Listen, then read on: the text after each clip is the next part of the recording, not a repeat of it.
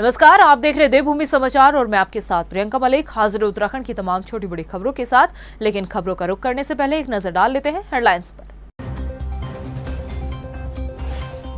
चंपावत के बतौर विधायक सीएम धामी के कार्यकाल का 1 साल पूरा। क्षेत्रवासियों को दी करोड़ों की 42 योजनाओं की सौगात। जन समस्याओं को भी सुना। देहरादून स्मार्ट सिटी के कार्य पर उठ रहे सवाल। निर्माण कार्यों में हो रही लेट लतीफी से बीजेपी के विधायक नाराज। कांग्रेस ने भी कसा तंज, सरकार अपने ही कार्यों से नाखुश। अखाड़ा परिषद ने किया मंदिरों में छोटे कपड़े न पहनने का फरमान जारी। 80% शरीर ढक कर ही आए मंदिर। बद्री केदार समिति ने भी किया समर्थन। 2024 के लोकसभा चुनाव के लिए निर्वाचन आयोग भी तैयार। जुलाई से शुरू होगा वोटर लिस्ट सत्यापन अभियान। 21 जुलाई से 21 अगस्त तक घर घर जाएंगे कर्मी। हेडलाइंस के बाद बुलेटिन में खबरें विस्तार से। चंपावत के बतौर विधायक मुख्यमंत्री पुष्कर सिंह धामी के कार्यकाल को 1 साल पूरे हो चुके हैं। इस मौके पर चंपावत में कार्यक्रम का आयोजन किया गया। कार्यक्रम में पहुंचे सीएम पुष्कर सिंह धामी ने ओडिशा रेल हादसे पर दुख जाहिर करते हुए 2 मिनट का मौन भी रखा, जिसके बाद सीएम धामी ने जनसंवाद किया, लोगों की जन समस्याओं को सुना, उनके निस्तारण का आश्वासन भी दिया। इस दौरान सीएम पुष्कर सिंह धामी ने क्षेत्रवासियों को 50 करोड़ 54 लाख की 42 योजनाओं की सौगात दी है। सीएम धामी ने क्षेत्रवासियों के लिए श्रमिक सुविधा केंद्र का भी शुभारंभ किया। कार्यक्रम में शामिल होने से पहले सीएम पुष्कर सिंह धामी गोलू देवता के मंदिर पहुंचे, जहां उन्होंने पूजा अर्चना कर भगवान का आशीर्वाद लिया। इसके साथ ही आपको बता दें कि सीएम पुष्कर सिंह धामी का चंपावत में रोड शो भी था, लेकिन ओडिशा रेल हादसे के चलते इस कार्यक्रम को स्थगित कर दिया गया था। आज जो कि काफी सारे कार्यक्रम यहाँ पर होने थे और उसमें सांस्कृतिक कार्यक्रम भी थे और यहाँ पर रोड में भी लोगों के बीच में जाना था, अभिवादन था। उन सभी को हम लोगों ने इस दुख की घड़ी में निरस्त कर दिया। लेकिन मैं आभारी हूँ चंपावत की देवतुल्य जनता का कि उन्होंने आज 1 साल पूरा होने के उपलक्ष्य में जो कार्यक्रम थे उस कार्यक्रम में बहुत बढ़ चढ़कर अपनी शिरकत करी है।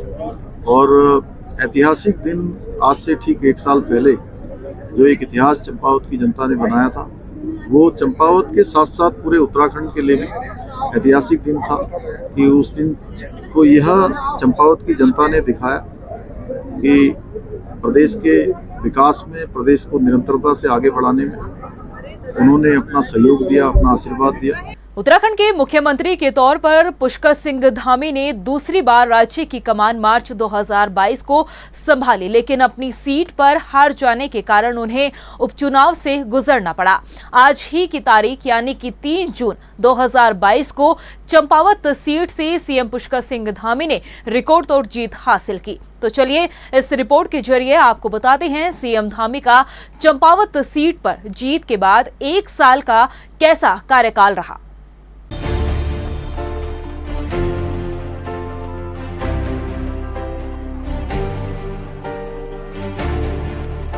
चंपावत सीट पर विधायक का 1 साल, सीएम धामी का 1 साल का कार्यकाल। चंपावत में हुआ कमाल या उठे सवाल। राजनीति के इस खेल में कब कौन बाजी मार जाए और कौन पस्त हो जाए कहना जरा मुश्किल है। इस खेल से पहाड़ी राज्य उत्तराखंड भी अछूता नहीं है। समय समय पर यहाँ की राजनीति भी लोगों को चौंकाती रही है। ज्यादा पीछे न जाते हुए सिर्फ बीजेपी के 2 कार्यकाल पर ही गौर किया जाए तो इससे समझा जा सकता है कि उत्तराखंड की राजनीति में चमत्कार होते रहे हैं। बात कर रहे हैं खास तौर पर मौजूदा समय में उत्तराखंड की कमान संभालने वाले मुखिया पुष्कर सिंह धामी की, जिन्हें राज्य की जिम्मेदारी मुख्यमंत्री के तौर पर दूसरी बार मिली। लेकिन 3 जून भी पुष्कर सिंह धामी के लिए खास है, क्योंकि इसी दिन सीएम धामी ने चंपावत सीट पर उपचुनाव जीता था और चंपावत क्षेत्र के वो विधायक बने।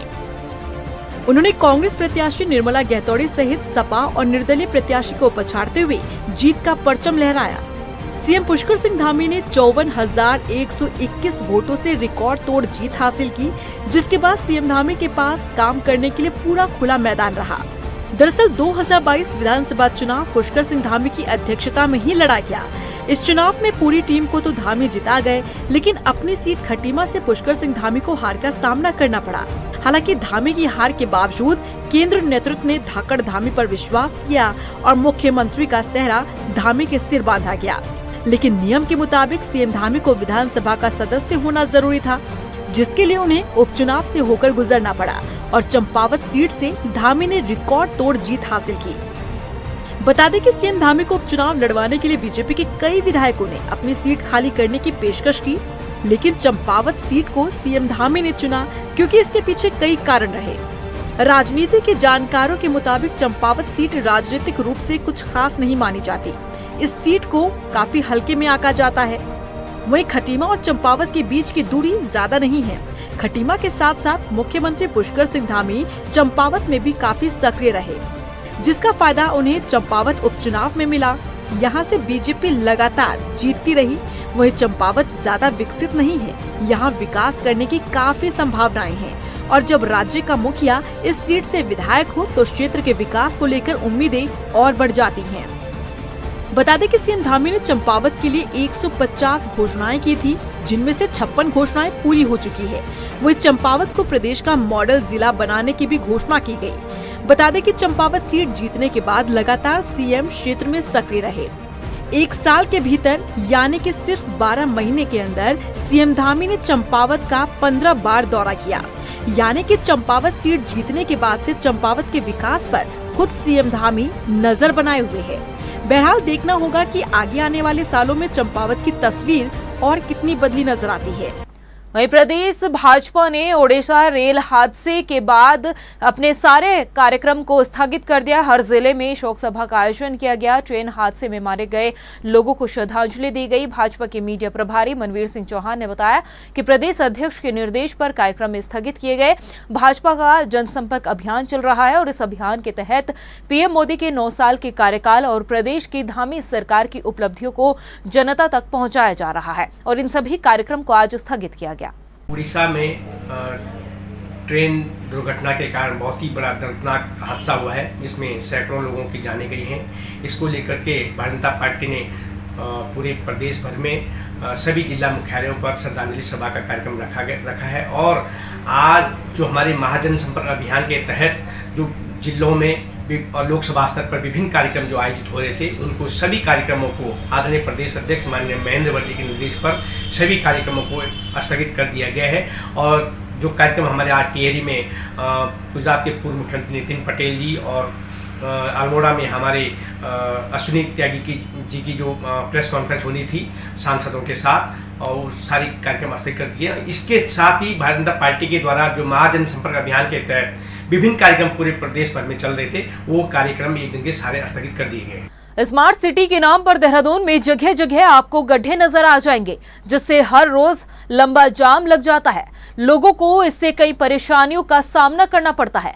अब आम लोगों के साथ साथ सत्ता पक्ष के विधायक ने भी स्मार्ट सिटी के कार्यों पर सवाल उठाने शुरू कर दिए हैं। ये रिपोर्ट देखिए। स्मार्ट सिटी के कार्य पर उठे सवाल, बीजेपी के विधायकों ने भी बुलंद की आवाज। निर्माण कार्य पर विधायकों की नाराजगी। देहरादून की सड़कों से होकर जब आप गुजरेंगे तो जगह जगह पर सिर्फ गड्ढे ही नजर आएंगे। वजह है स्मार्ट सिटी का निर्माण कार्य। स्मार्ट सिटी के नाम पर जगह जगह गड्ढे तो खोद दिए गए हैं, लेकिन इसके कारण आम लोगों को हर रोज परेशानियों से होकर गुजरना पड़ता है। लेकिन इस परेशानी को लेकर आम जनता ही नहीं बल्कि अब सत्ता पक्ष के विधायकों ने भी सवाल उठाने शुरू कर दिए हैं। धर्मपुर विधानसभा से बीजेपी विधायक विनोद चमोली ने स्मार्ट सिटी के कार्य पर नाराजगी व्यक्त की है। उनका कहना है कि वो स्मार्ट सिटी के कार्यों से बिल्कुल भी संतुष्ट नहीं है। स्मार्ट सिटी के तहत ही सहारनपुर चौक से लेकर भंडारी बाग तक नाले का निर्माण किया जा रहा है, जिसके लिए टेंडर भी हो चुके हैं, लेकिन इस नाले का अंत कहां पर होगा ये पता नहीं। सर, जिस तरह स्मार्ट सिटी में काम हुआ है, आपको मालूम है, मैं उससे संतुष्ट नहीं हूँ।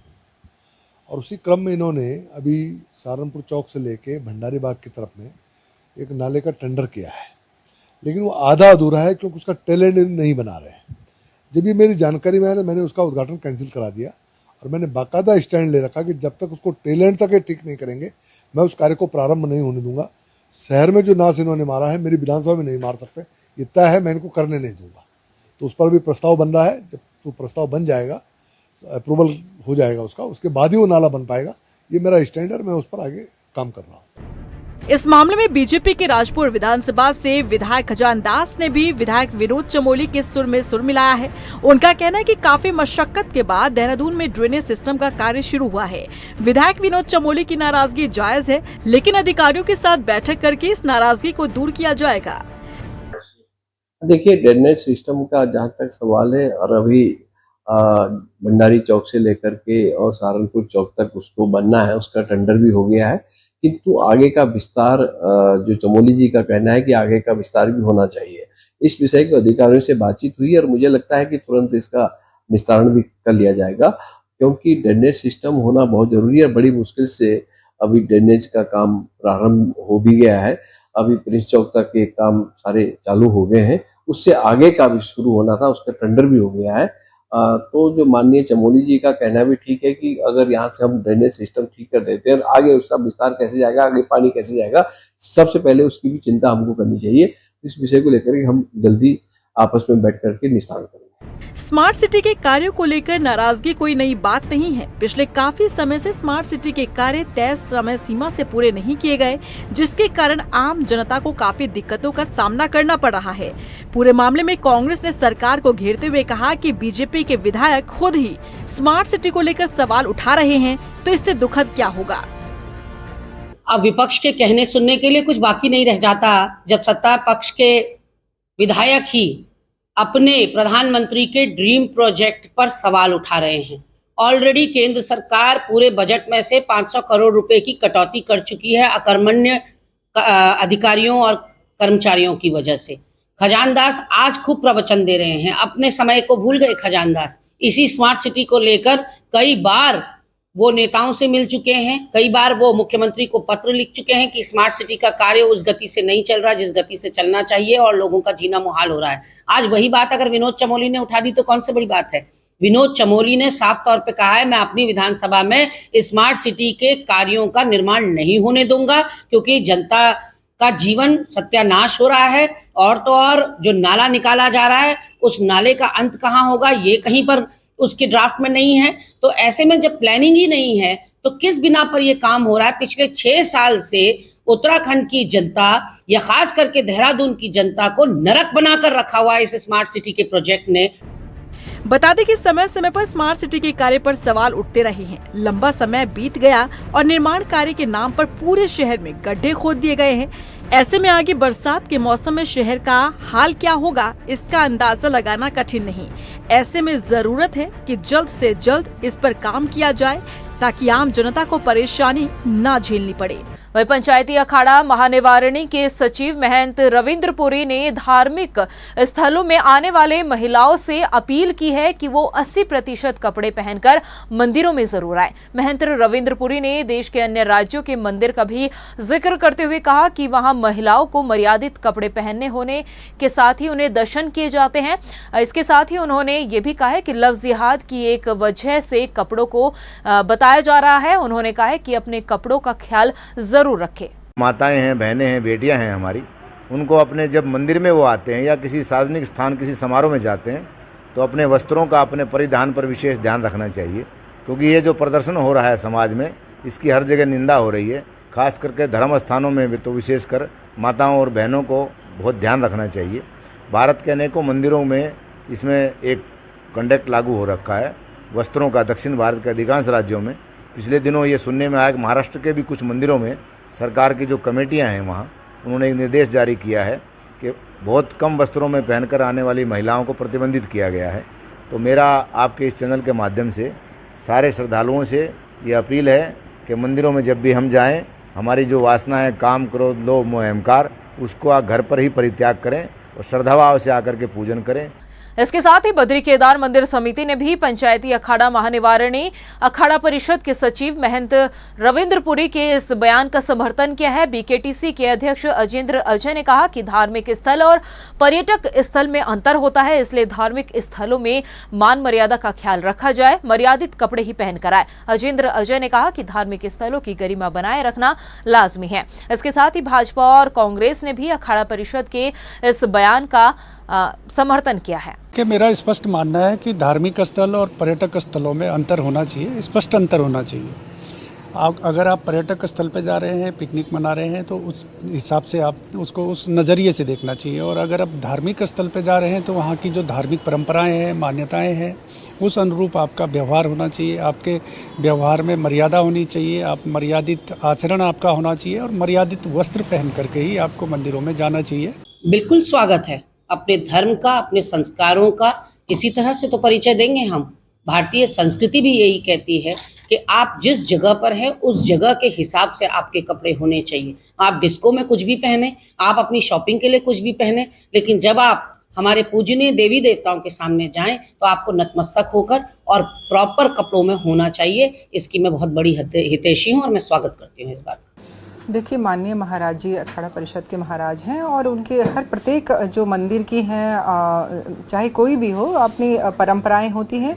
उन परंपराओं के तहत अगर उन्होंने ये कहा है तो वो उसमें उनके नियम हैं, उनकी परंपराएं हैं। और जो हमारी पूरी, क्योंकि देखिए हमारी भारतीय संस्कृति, भारतीय परंपराएं, और कई आज अगर आप देखेंगे तो विदेशी भी हमारी जो परंपरा है और जो हमारा पहनावा है उनको अपना रहे हैं।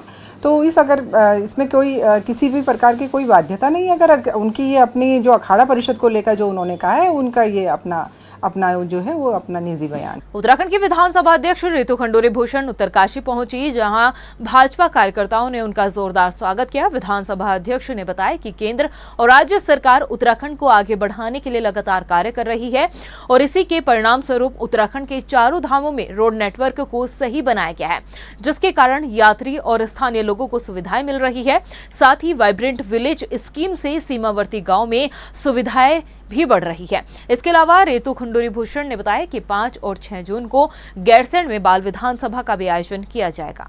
कि बाल विधानसभा हम करने जा रहे हैं भराड़ीसैंण गैरसैंण में। बाल आयोग की जो चेयरमैन है, जो अध्यक्ष हैं, उन्होंने इस बार ये मुझसे कहा कि हम चाहते हैं कि हम अपने बच्चों को गैरसैंण, भराड़ीसैंण जो हमारी विधानसभा है वहाँ ले जाएं और वहीं पर जो बाल विधानसभा है वो की जाए। तो मुझे बहुत खुशी है कि वहाँ पर 70 बच्चे आएंगे। आप जानते हैं उत्तराखंड में 70 विधायक हैं, तो 70 बच्चे आएंगे। उसमें से कोई स्पीकर बनेगा, कोई सीएम बनेंगे, कोई एलओपी बनेंगे, कोई मंत्री बनेंगे, विधायक बनेंगे और बच्चे सीखेंगे कि किस तरह से सदन और सत्र काम करता है। इस डेमोक्रेसी में कितनी आवश्यक और कितनी गरिमापूर्ण जगह सदन है। वहीं निर्वाचन आयोग ने लोकसभा चुनाव 2024 की तैयारी शुरू करते हुए जुलाई से वोटर लिस्ट सत्यापन अभियान चलाने का फैसला लिया है। राज्य के मुख्य निर्वाचन अधिकारी डॉक्टर विषणमुगम ने बताया कि इस बार जनवरी 2024 को आधार मानते हुए फोटो के साथ वोटर लिस्ट का अपडेशन किया जाएगा। इसके लिए 1 जून से कर्मचारियों को ट्रेनिंग दी जाएगी और इसकी ट्रेनिंग शुरू हो चुकी है। 21 जुलाई से 21 अगस्त तक बीएलओ घर घर जाकर मतदाता सत्यापन अभियान चलाएंगे। 17 अक्टूबर को वोटर लिस्ट के प्रारंभिक प्रकाशन के बाद 30 नवंबर तक दावे आपत्तियां मंजूर की जाएगी। अंतिम प्रकाशन 5 जनवरी 2024 को किया जाएगा। भारत निर्वाचन आयोग से हम लोग का स्पेशल समरी रिवीजन का शेड्यूल आया है। इसमें 2 एक्टिविटीज़ हम करेंगे, प्री रिवीजन एक्टिविटीज़ है और रिवीजन एक्टिविटीज़ है। प्री रिवीजन एक्टिविटीज़ में हम जितना हमारा फील्ड फंक्शनरीज है उनको हम ट्रेनिंग करेंगे और house to house verification, BLO है, डोर टू डोर जाके वेरिफिकेशन करेगा। 21/7/2023 से लेकर 21/8/2023 तक करेंगे। इसके बाद हम लोग रैशनलाइजेशन ऑफ पोलिंग बूथ करेंगे, रिमूवल ऑफ जो डिस्क्रिपेंसीज वगैरह है और फोटोग्राफ्स वगैरह क्वालिटी है नहीं है उसका हम अच्छे फोटोग्राफ्स लेंगे। इस प्रकार का एक्टिविटी करेंगे। वहीं हल्द्वानी के जिलाधिकारी वंदना सिंह ने अधिकारियों के साथ शहर का निरीक्षण किया। इस दौरान हल्द्वानी शहर में पार्किंग और जाम की समस्याओं के साथ मानसून में होने वाले जलभराव को लेकर जिलाधिकारी बेहद गंभीर नजर आए। उन्होंने अधिकारियों से सभी व्यवस्थाओं को जल्द से जल्द दुरुस्त करने के निर्देश दिए। इसके अलावा जिलाधिकारी ने फ्लाईओवर और सड़कों के चौड़ीकरण को लेकर भी जायजा लिया। उन्होंने बताया कि पीडब्ल्यूडी और सिंचाई के साथ ही विभागों की एक टीम बनाई गई है जो लगातार पूरी रिपोर्ट तैयार कर रही है। हम लोगों ने हल्द्वानी के जो रोड्स हैं, जंक्शंस, चौराहे, उनके इम्प्रूवमेंट के लिए जो जाम की समस्या होती है, जलभराव की समस्या होती है, इस तरह की समस्याओं के समाधान में क्या हम लोग दीर्घकालीन या लघु उपाय जो शॉर्ट टर्म मेजर्स हैं वो कर सकते हैं। पीडब्ल्यूडी, सिंचाई और अन्य जो रेलेवेंट ऑफिसर्स हैं उनकी एक टीम बनाई थी और उनको लास्ट वीक एक टारगेट दिया था कि आप लोग सर्वे शुरू करिए, और उस सर्वे के बाद हम लोग एक ये डिसीजन लेंगे कमेटी के माध्यम से बैठक करके कौन से उपायों को हम लोग अभी तत्काल में जो है इम्प्लीमेंटेशन के लिए टेकअप कर सकते हैं और कौन से उपाय हमको गवर्नमेंट को फंडिंग के लिए भेजे जाने होंगे। सरकारी और निजी अस्पतालों में कोविड वैक्सीन नहीं होने से नया संकट पैदा हो गया है। विदेश में शिक्षा या फिर नौकरी के लिए जाने वाले युवा और अन्य लोगों को अस्पतालों के चक्कर काटने पड़ रहे हैं, पर उन्हें वैक्सीन नहीं मिल पा रही है। ऐसे में टीकाकरण प्रमाण पत्र के बिना वीजा के लिए उन्हें काफी परेशानी हो रही है। देहरादून के कोविड टीकाकरण केंद्रों पर हर दिन ऐसे दर्जनों लोग पहुंचते हैं। इनमें से ज्यादातर युवा है जो स्टडी वीजा पर विदेश जाने के लिए कोविड टीकाकरण पूरा करवाना चाहते हैं। 31 मार्च तक हमारे पास सफिशिएंट वैक्सीन थी और हमने बार बार अनुरोध किया, कैंप लगाया, लेकिन कुछ लोग नहीं आए हमारे पास। अब हमें भारत सरकार ने वैक्सीन नहीं प्रोवाइड की जा रही है, क्योंकि उनके पास भी जब उन्होंने परचेज की तो संभवतः लोगों ने डिमांड नहीं गई होगी उसके अनुरूप, और कंपनी को हमने कांटेक्ट किया तो उन्होंने कहा कि हम अब इसका प्रोडक्शन नहीं कर रहे हैं। लेकिन फिर भी हमने गवर्नमेंट ऑफ इंडिया से कोर्बावैक्स की कुछ डिमांड की है, तो आने वाले समय पे जैसे ही हमें प्राप्त होगा तो हम इनको प्रोवाइड कर देंगे। वहीं शनिवार को पुरोला की रवाई घाटी का बाजार बंद रहा। व्यापारियों ने लफ्जिहाद मामले में नाराजगी जाहिर की है। नाराज व्यापारियों का समर्थन भाजपा ने भी किया है। भाजपा के जिलाध्यक्ष सतेंद्र राणा ने कहा कि भाजपा विरोध कर रही है, लोगों के उनके साथ में है। पहाड़ की शांत वादियों में लफ्जिहाद मंजूर नहीं किया जाएगा। आपको बता दें कि पुरोला में समुदाय विशेष के युवक पर लड़की को भगाने का आरोप है। आरोपी पुलिस हिरासत में है, लेकिन इस घटना के बाद से क्षेत्र में तनाव का माहौल है, जिसके चलते पुलिस अलर्ट मोड पर भी है। उत्तराखंड राज्य के पहाड़ी जो शांत क्षेत्र है वहाँ पर भी लव जिहाद रूप में चीज़ें सामने में आ रही हैं और ये बहुत दुखदायी विषय है। हम संपूर्ण समाज के साथ सर्वधर्म संभव की नियति के साथ चलना चाहते हैं, लेकिन कुछ लोग धार्मिक मानसिकता से, जिहादी मानसिकता से अगर इस प्रकार के कुकृत्य में पाए जाते हैं तो उनके खिलाफ कड़े से कड़े कदम उठा करके ठोस कार्रवाई की जानी चाहिए।